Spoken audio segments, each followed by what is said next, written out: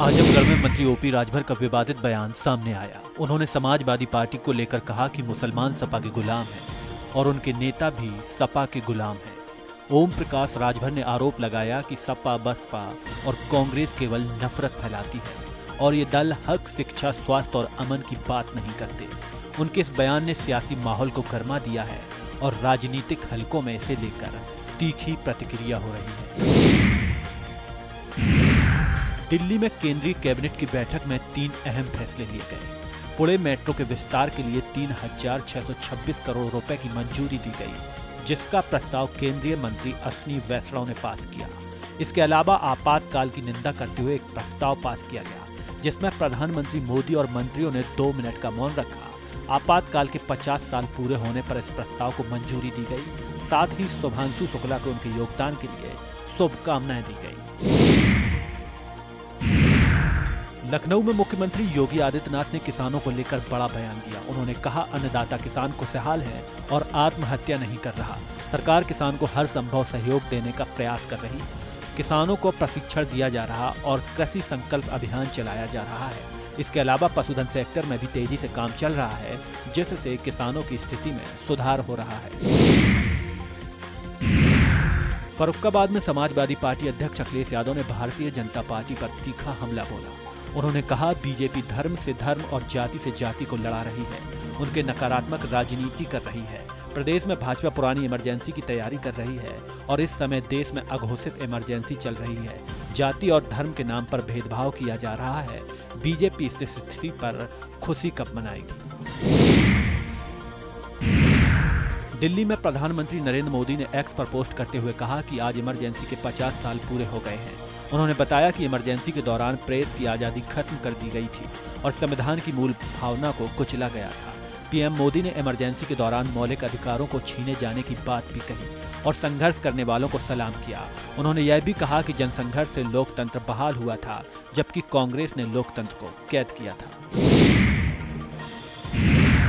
मेरठ में मंत्री कृष्णपाल गुर्जर ने कांग्रेसी आपातकाल के 50 साल पर आयोजित कार्यक्रम में हिस्सा लिया। इस दौरान उन्होंने इटावा मामले पर प्रतिक्रिया दी और कहा, प्रदेश में कानून का राज है, किसी को सह नहीं दी जाती। जिसने भी कानून हाथ में लिया उसके खिलाफ तत्काल कार्रवाई की गई। उन्होंने यह भी कहा कि उत्तर प्रदेश में योगी आदित्यनाथ की लोकप्रिय सरकार है। मैनपुरी में पूर्व कन्नौज सांसद सुब्रत पाठक ने बीजेपी दफ्तर में पहुंचकर इटावा कथावाचक मामले पर प्रतिक्रिया दी। उन्होंने कहा, आरोपियों को कानून हाथ में नहीं लेना चाहिए था। कथावाचक ने के साथ हुई घटना सपा का षड्यंत्र है। इस मामले को लेकर उन्होंने सपा पर गंभीर आरोप लगाए। लखनऊ में सपा अध्यक्ष अखिलेश यादव ने एक बड़ा चुनावी वादा किया। उन्होंने कहा, अगर हम मुख्यमंत्री बनते हैं तो आउटसोर्सिंग को खत्म कर देंगे और सभी को पक्की नौकरी देंगे। इसके अलावा उन्होंने सरकार से पुलिस भर्ती की सूची जारी करने की अपील की। अखिलेश ने यह भी कहा कि सपा सरकार में भर्ती मेरिट के आधार पर की गई थी और पुलिस कर्मियों को प्रमोशन भी दिया गया था, जिससे उनकी कार्य क्षमता में वृद्धि हुई है। दिल्ली से प्रधानमंत्री नरेंद्र मोदी ने ग्रुप कैप्टन शुभांशु शुक्ला को एक्सिओम-4 मिशन की सफलता लॉन्चिंग पर बधाई दी। पीएम ने कहा, पूरा देश गर्व महसूस कर रहा है और हर कोई उन्हें बधाई दे रहा है। उन्होंने अंतरिक्ष मिशन के सफल प्रक्षेपण का स्वागत किया और कहा, शुभांशु भारतीयों की इच्छाओं और उम्मीदों अपने साथ लेकर गए हैं। पीएम मोदी ने उन्हें और सभी अंतरिक्ष यात्रियों को सफलता की शुभकामनाएं दी। अमेरिका में CNN की रिपोर्ट से राजनीतिक हलचल मच गई है। रिपोर्ट में दावा किया गया है कि ईरान के न्यूक्लियर ठिकानों पर अमेरिकी हवाई हमले पूरी तरह असफल रहे।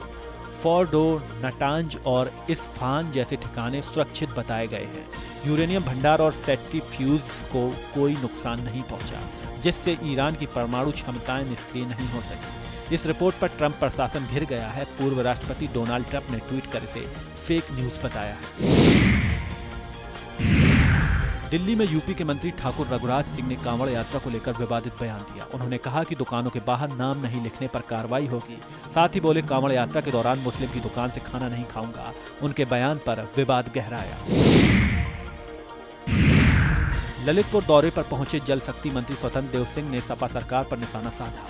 उन्होंने कहा कि सपा राज में गुंडागर्दी और भ्रष्टाचार चरम पर था, जिसे 2017 के बाद मुख्यमंत्री योगी आदित्यनाथ ने कुचल दिया।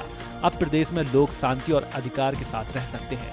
मंत्री ने साफ कहा कि जो भी गलती करेगा दोषी होगा और उसे दंड जरूर मिलेगा। उनके बयान से राजनीतिक माहौल में हलचल देखी गई है। बलिया में सपा के राष्ट्रीय सचिव अवलेश सिंह ने बीजेपी पर हमला बोला। उन्होंने कहा कि आपातकाल विरोध दिवस मनाकर बीजेपी जनता को गुमराह कर रही है। अवलेश सिंह ने आरोप लगाया कि बीजेपी सरकार ने प्रदेश की जनता के साथ अन्याय किया है। उन्होंने कहा कि देश में महंगाई और बेरोजगारी चरम पर है, लेकिन सरकार इन मुद्दों से ध्यान भटका रही है। उनके बयान से राजनीतिक बहस तेज हो गई है। दिल्ली में कांग्रेस अध्यक्ष मल्लिकार्जुन खड़गे ने इमरजेंसी के बहाने बीजेपी पर तीखा हमला बोला। उन्होंने कहा कि संविधान के निर्माण में भाजपा का कोई योगदान नहीं रहा। खड़गे ने आरोप लगाया कि देश में पिछले 11 साल से अघोषित इमरजेंसी चल रही है और भाजपा गरीब को और गरीब बना रही है। अमेरिका से अंतरिक्ष यात्रा ग्रुप कैप्टन शुभांशु शुक्ला ने अंतरिक्ष से अपना पहला संदेश भारतवासियों को भेजा। उन्होंने कहा, नमस्कार मेरे प्यारे देशवासियों, हम 41 साल बाद अंतरिक्ष में लौटे हैं। मैं 7.5 किलोमीटर प्रति सेकंड की रफ्तार से पृथ्वी की परिक्रमा कर रहा हूँ। मेरे कंधों पर तिरंगा है जो आपके गर्व का प्रतीक है। मैं चाहता हूँ कि आपका सीना गर्व से चौड़ा हो, क्योंकि मैं वहाँ हूँ जहाँ भारत का सपना था। मुरादाबाद में भाजपा प्रदेश अध्यक्ष भूपेंद्र चौधरी ने प्रेस कॉन्फ्रेंस की। उन्होंने इमरजेंसी के 50 साल पूरे होने पर कांग्रेस पर जमकर हमला बोला। बोलते हुए काला दिवस मनाया। चौधरी ने समाजवादी पार्टी पर निशाना साधते हुए कहा कि दोनों पार्टियां लोकतंत्र को कमजोर करती रही। वक्फ कानून को लेकर उन्होंने कहा कि इससे केवल मुस्लिम समुदाय को ही फायदा पहुंचता है, जो बाकी समाज के साथ भेदभाव जैसा है। मऊ में मंत्री गिरीश चंद्र यादव ने कथावाचक मामले पर प्रतिक्रिया दी। उन्होंने कहा कि कथावाचक के साथ अमानवीय व्यवहार किया गया, जो निंदनीय है। मंत्री ने बताया कि मामले की गंभीरता को देखते हुए पुलिस जांच पड़ताल कर रही है और दोषियों पर सख्त कार्रवाई की जाएगी। दिल्ली में आप संयोजक अरविंद केजरीवाल ने विधानसभा उपचुनाव में पार्टी की जीत पर खुशी जताई। उन्होंने कहा, हम साफ सुथरी राजनीति करते हैं और चाहते हैं कि अच्छे लोग राजनीति में आए। केजरीवाल ने पंजाब को लेकर भी बड़ा बयान दिया और कहा कि वहां नशा तस्करों पर सख्त कार्रवाई होगी। प्रतापगढ़ पहुंचे डिप्टी सीएम केशव प्रसाद मौर्य का हेलीकॉप्टर पुलिस लाइन स्थित हेलीपैड पर उतरा, जहां डीएम, एसपी, सदर विधायक और पूर्व सांसद ने उनका स्वागत किया। डिप्टी सीएम ने परिसर में वृक्षारोपण भी किया। उन्होंने कहा, बीजेपी संविधान विरोधियों को सबक सिखाएगी। इमरजेंसी के दौरान असली समाजवादियों को कांग्रेस ने जेल में डाला था। भाजपा ही देश का वर्तमान है और भाजपा ही भविष्य है। उनके बयान से माहौल गरमाया। औरैया से अछलदा थाने की महिला सिपाही पाली भारद्वाज सोशल मीडिया पर छा गई हैं। उन्होंने ड्यूटी के दौरान रील बनाकर इंस्टाग्राम पर डाली, जहां उनके 2.5 लाख से ज्यादा फॉलोअर्स हैं। हालांकि ड्यूटी पर रील बनाने को लेकर अफसरों ने पहले ही मना कर रखा है, जिससे अब यह मामला चर्चा में है। पाली की वीडियो तेजी से वायरल हो रही है और वह सोशल मीडिया सेंसेशन बन चुकी है। दिल्ली में सीबीएसई के 10वीं बोर्ड परीक्षा को लेकर बड़ा फैसला लिया है। 2026 से परीक्षा साल में 2 बार होगी। पहला चरण फरवरी में और दूसरा चरण मई में आयोजित होगा। दूसरा चरण वैकल्पिक होगा, जबकि पहले चरण के नतीजे अप्रैल में जारी किए जाएंगे। अमरोहा में यूपी पुलिस ने 2 नए भर्ती सिपाहियों ने रील बनाने के चक्कर में शव यात्रा का वीडियो बना डाला। कंटेंट की तलाश में उन्होंने अलग अलग एंगल से शव यात्रा की शूटिंग की।